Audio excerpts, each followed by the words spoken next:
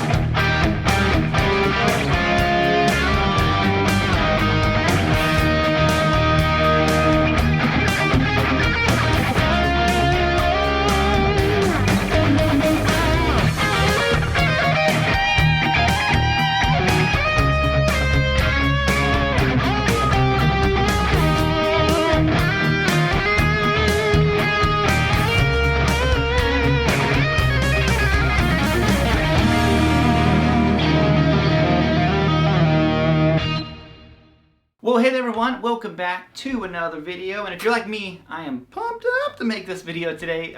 So if you watched my video on Wednesday, I did the video, when I got this guitar, and I hinted at the fact that I was going to get to speak to Paul, the original owner of this guitar, who he got the guitar when he was 15 years old, and he's had it this whole time, and he was going to give me the full backstory. And one of the things I love doing ever since I got my Strat was telling the story of these guitars and the player who's had them. So that's what we're going to do today. I'm going to go through the whole history of this thing. I got a bunch of pictures that Paul was nice enough to share. So big thank you to Paul for one, sharing all the stories with me, but also just all these pictures and stuff. And one of the things Paul did right from the get-go that I knew this guitar was special, Paul wrote this letter that came with the guitar. I'm not going to read it. You know what? We'll save the letter between owners. So if I ever sell the guitar, then I'll add my letter to this and we'll just kind of keep it going. But right away from the letter, I knew that the guitar was something special. So we're going to dive into this thing, and I hope you enjoy just nerding out to guitar history, because that's what's about to go down. So, yep. Hey, Robert, what's happening? Hey, Paul, how's it going, man? Good. Good to meet you, or, at least over the phone. Yeah, like e-meet. Now I have my high-tech way of putting notes down. I know, very high production here. I wrote a bunch of notes down when I was talking to Paul. I have the whole conversation recorded, and just a lot of really, really cool stuff. I think we should all feel really fortunate that we get to hear the story of Paul and this guitar. So let's start it all off with, like I said before, Paul was around, he said 15 or 16 when he first got this guitar. Now he was getting into music, he was playing more and more, and then he went into a guitar shop and just saw this guitar, hanging there, and he said it just caught his eye. And I think we're all going to see this reoccurring theme with this guitar, is that this is just a beautiful guitar, and it keeps happening. It draws people in with its looks. And he said, he somehow talked his dad into loaning him the money. It was $500 at the time to buy this thing, and he was just super pumped up about it. It's a Gibson Les Paul. He was really excited about it. He said he was real heavily into Zeppelin, Van Halen, Sabbath. So this was like the perfect guitar to be doing that kind of stuff on. A humbucker Les Paul, especially he said he really liked Zeppelin. And they covered it in his bands that we'll talk about here in a little bit. But right away I was like, man, a fellow Zepp head, I'm like 100%. I was like, I knew me and Paul were going to get along right from that point on, because you guys know how big of a Jimmy Page nut I am.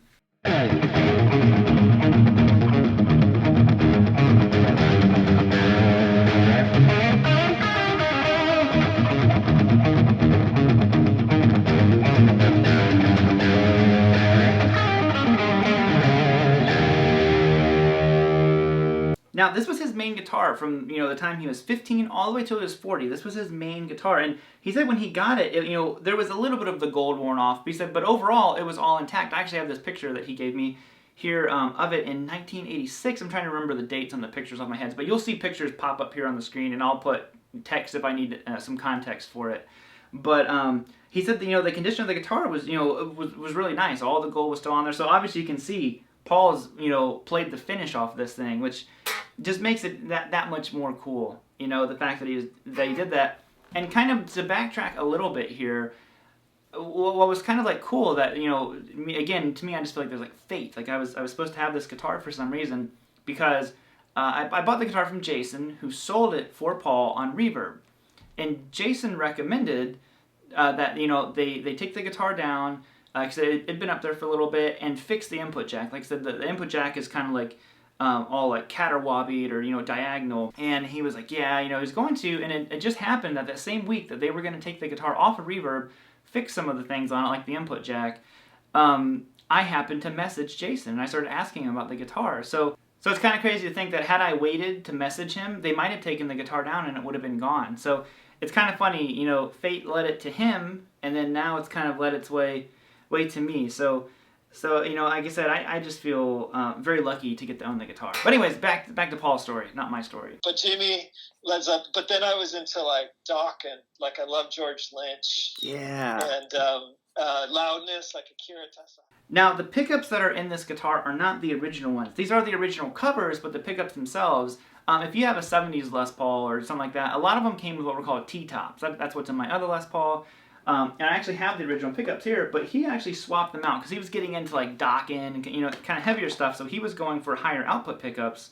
And he put a Pearly Gates in the neck pickup, and then an Alnico 2 Pro, is that what it was? Yeah.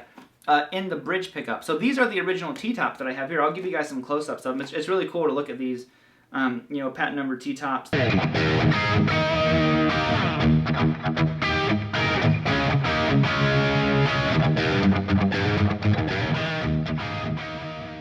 Now, there were a couple different rigs that Paul told me about that he had. He had this Randall with these 2 cabinets, and then he also had a JCM 800, which it's, you know, just how rock and roll. A Les Paul and a JCM 800, like that's the setup there. And there's a couple funny things that I'll tell you here in a minute about it. The first band he was telling me about, he said that it was this band that from his school that they put together to play in a talent show, and their band name was No Practice. He said because they just practiced a couple times after school. And it was so cool to see these pictures of him. And you can see the Les Paul. So like I said, you can see the guitar up there on stage.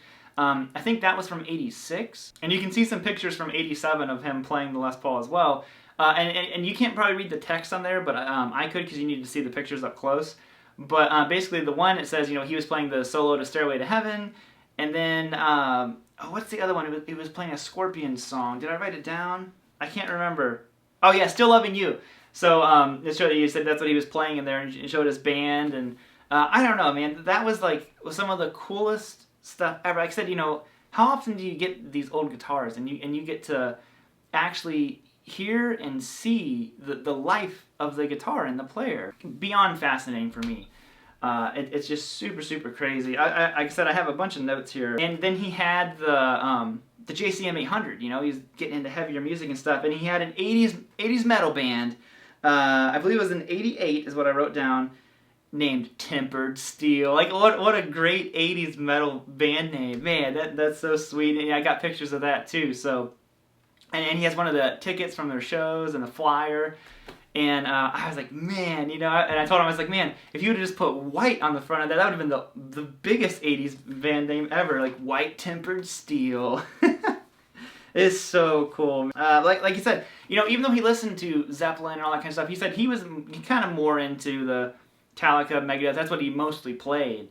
Even though nowadays he plays a lot more blues stuff. Now, what happened that I thought was really funny, because it's a total parent thing that happened, was Paul went to college, and, you know, obviously taking the whole JCM 800 half stack with him was not the most ideal situation. So he got one of those Rockman, you know, the Tom Scholz little Rockman amps, and he just said, his dad was like, wait a second, those exist?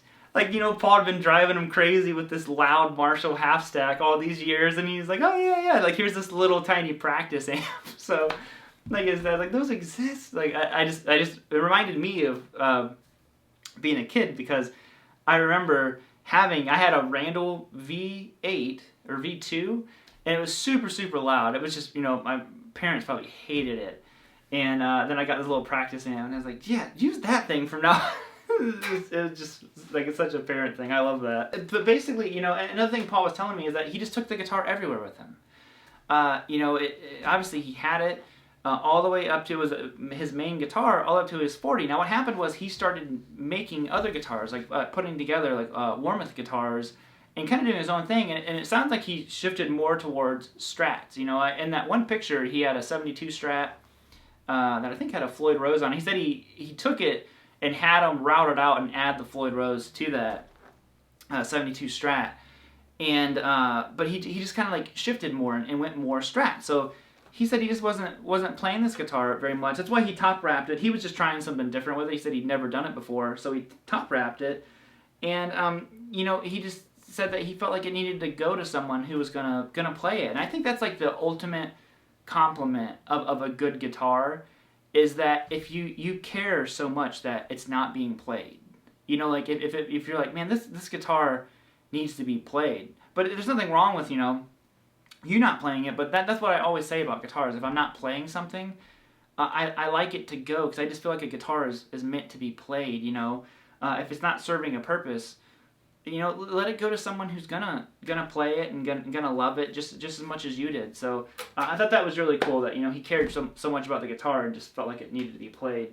And I'm gonna do my best to play the frets off of it. You know, hopefully I'll have to have another. It's had the frets redone on it, but I'm hoping that I'll play it enough to where it needs more frets.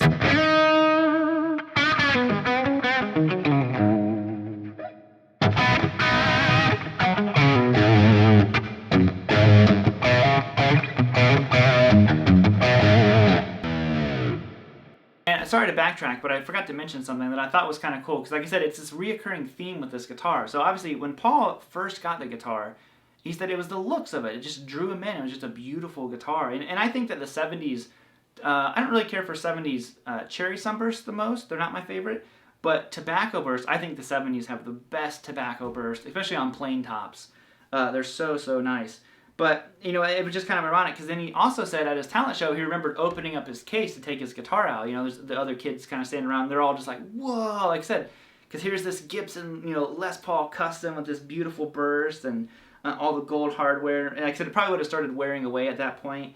But, man, you know, and that's the same thing that happened to me. I was just scrolling through Reverb, and it happened to catch my eye. Just this beautiful 70s plain top tobacco burst. And, I was instantly just kind of like drawn in. And I think it's because, like, the guitar is just meant to be played. Like, I don't know, like, some guitars are just, like, pretty, you know, like, you hang them up. But this guitar is just like, it's like, hey, I'm pretty, but I'm also rock and roll, yo. So like I said, I already love the guitar, and hearing the story behind it just, you know, makes it that much better. I don't think that I'm forgetting anything. Let me look at the pictures real quick to make sure that I'm not. Forgot to throw in one more thing here that Paul told me about that I thought was really interesting. If you look at the horn up here on the guitar, it is smashed in. And he said what happened with that was he wasn't using strap locks. And of course, the strap came off, and the headstock decided to say hi to the pavement when he was, you know, back in the 80s. So from that point on, he said he had strap locks on this thing, and he actually sent the strap locks with it. And I thought I was like, oh man, I didn't even notice it. But now that he said that, I was like, yeah, you can see it, man. That sucker shows you how strong these old 3-piece maple necks with the volutes are, man. They're tough little buggers, that's for sure. So I think we'll leave it off there, guys. You know, like I said, thank you all for being so supportive with these videos. It means a lot. You know, I really think I want to do a lot more of this stuff with the channel. A great excuse to buy guitars, right? No, I don't want to just buy guitars for the sake of buying guitars. But, you know, I want to try to find guitars where I can tell the stories of them. I love the thought of doing that. And this is certainly a fantastic guitar, you know. I love everything about it, and it plays and sounds great. So other than that, again, thank you to Paul, thank you to my wife for being awesome. Oh yeah, I want to tell you guys what we decided to name the guitar. So it kind of has like a long name, because there were a couple of them that stuck out. So the guitar's name is actually Paula Marie, obviously named after Paul. So sorry if that's weird, Paul, but it's named Paula Marie, which is my wife's middle name. But we're calling it AKA Whiskey, AKA Mama Whiskey. So long name for a guitar, but you know what? We're just gonna roll with it. So old Mama Whiskey here.